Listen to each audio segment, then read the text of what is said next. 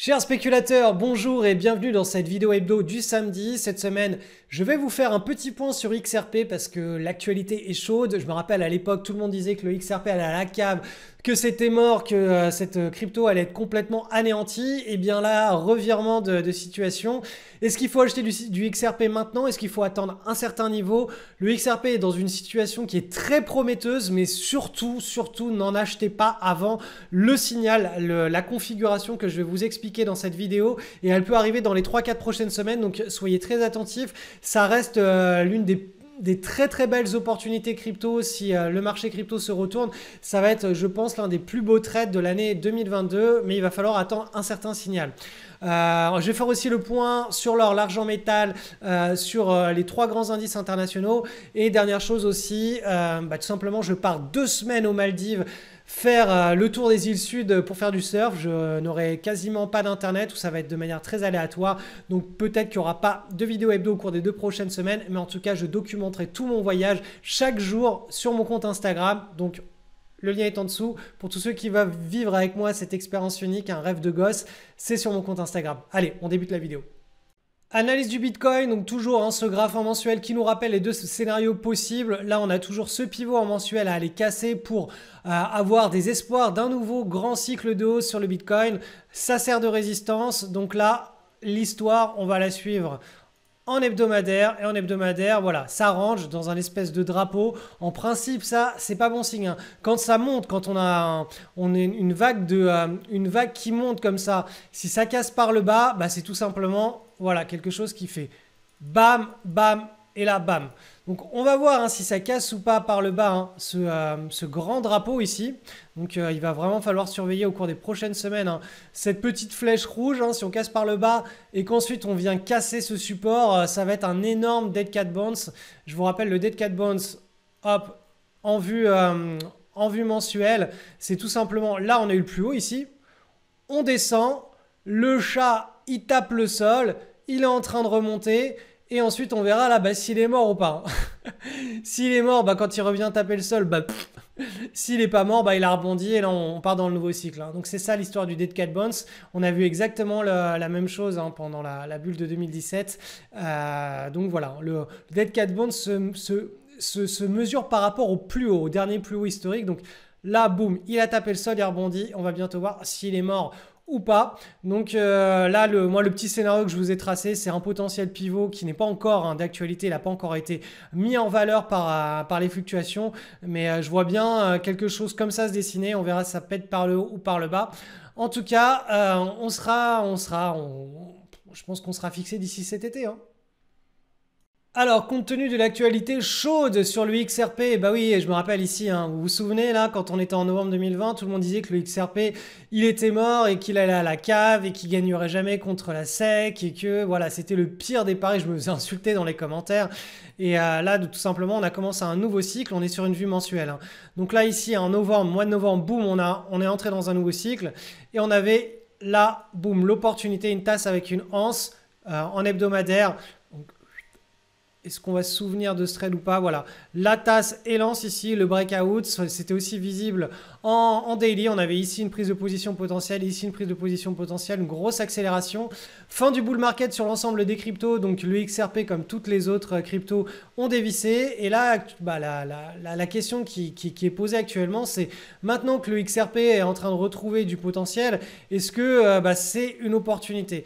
Donc la réponse est oui, c'est une opportunité quand le Bitcoin et l'Ether nous auront montré par A plus B qu'on est rentré dans un nouveau cycle de hausse. Là, pour le moment, on est toujours sur un scénario potentiel de Dead Cat Bounce.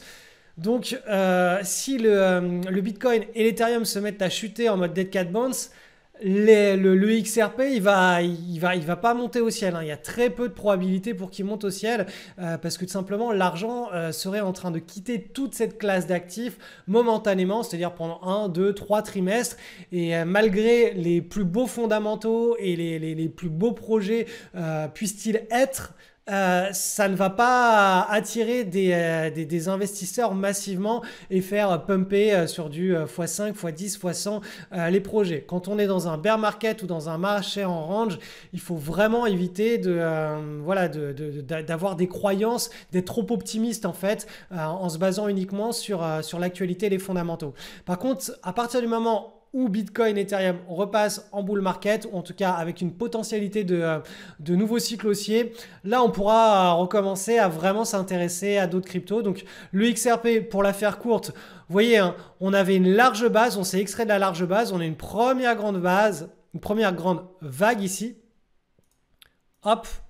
Et là on est en train de faire une consolidation. Donc là, hop, on aurait ce qu'on pourrait appeler, c'est pas une tasse séance parce qu'il y a beaucoup trop de volatilité, on pourrait appeler ça un énorme triangle chartiste avec ici vous voyez que la volatilité est en train de se tasser.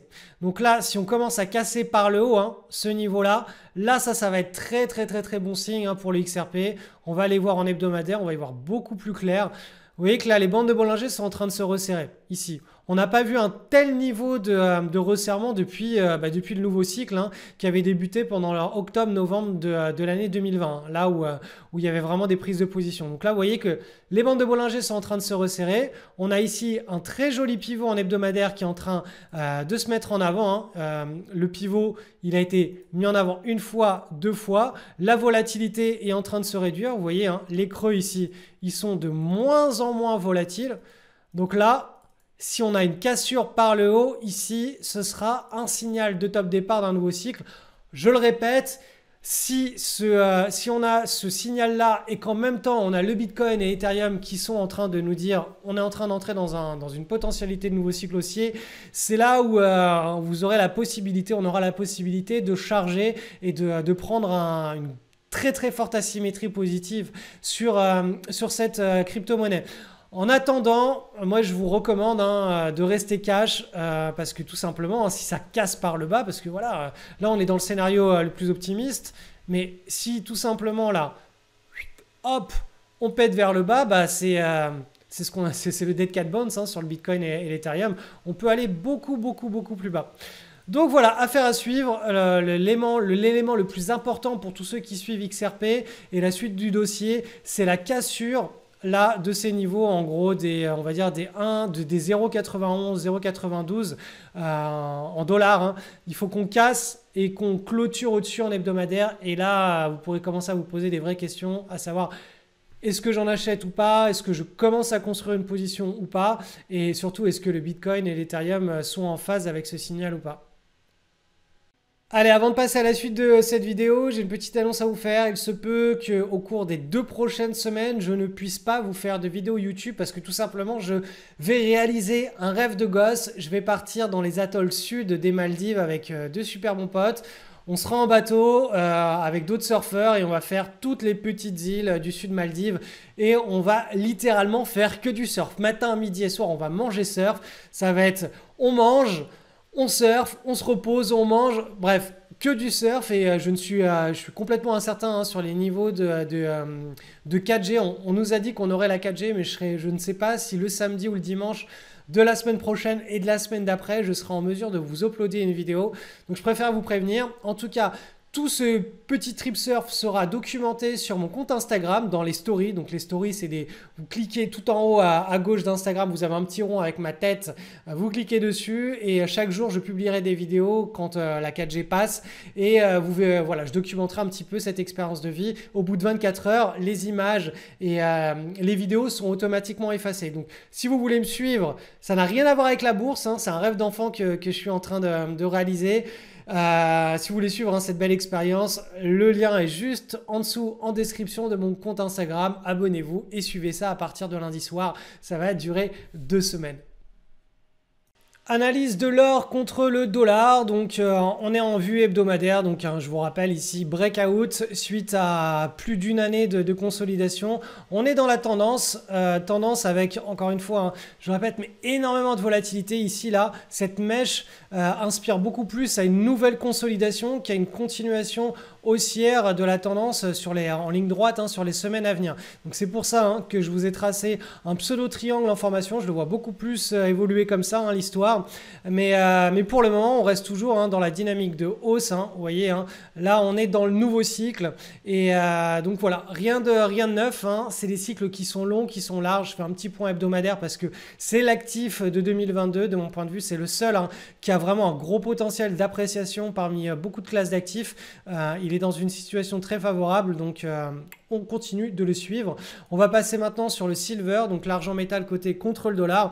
Là, pareil, on a une convergence de signaux. Donc, cet énorme biseau de plus d'un an qui a été cassé par le haut. Et ici, cette espèce d'épaule, tête-épaule inversée ou de triangle a été cassé aussi par le haut. Donc, on a deux unités de temps avec un signal de hausse. Donc là, on est en train de consolider ici. Donc, on est en train de faire un premier creux. Très probablement, là, on va aller dessiner un deuxième creux et on verra si ce signal était le vrai signal de top départ d'une nouvelle grande tendance sur l'argent métal, mais tout est aligné avec l'or. Donc l'argent métal est réputé pour être beaucoup plus volatile, pour faire ses mouvements en décalé par rapport à l'or, et ces mouvements sont beaucoup plus directionnels. Ça fait vraiment des mouvements qui sont très forts et qui corrigent très fort, donc beaucoup plus de volatilité et en décalé avec l'or.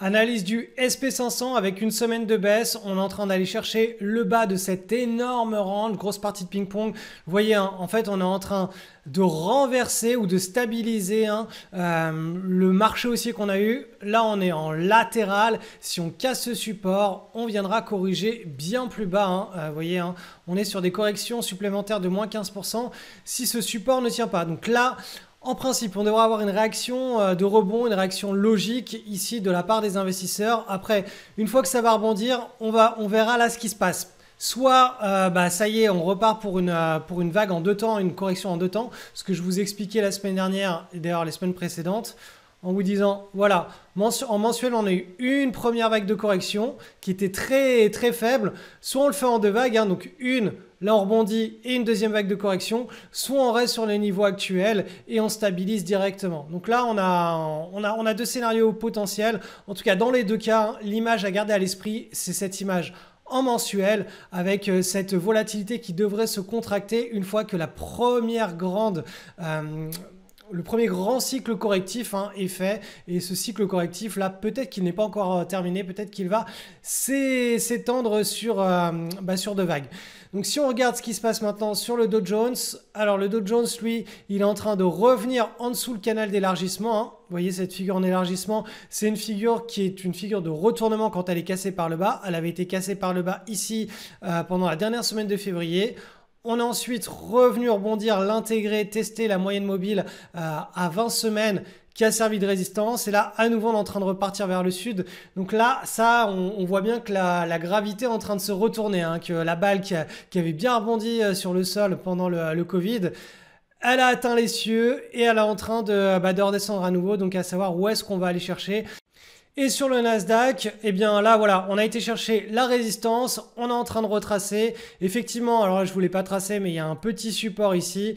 Là, étant donné la dynamique, on voit bien que la tendance s'est bien retournée. On a cassé ici, on avait un premier signal de baisse qui avait été invalidé ici en mars. On a tapé la résistance, on est à nouveau dans le scénario de baisse. Donc là, l'objectif le plus évident sur les semaines et mois à venir, c'est la zone des 12 200 points. Si on passe en vue mensuelle, là, on a vraiment une image qui ressemble à celle d'une correction en deux temps. Donc une vague, on rebondit, une deuxième vague.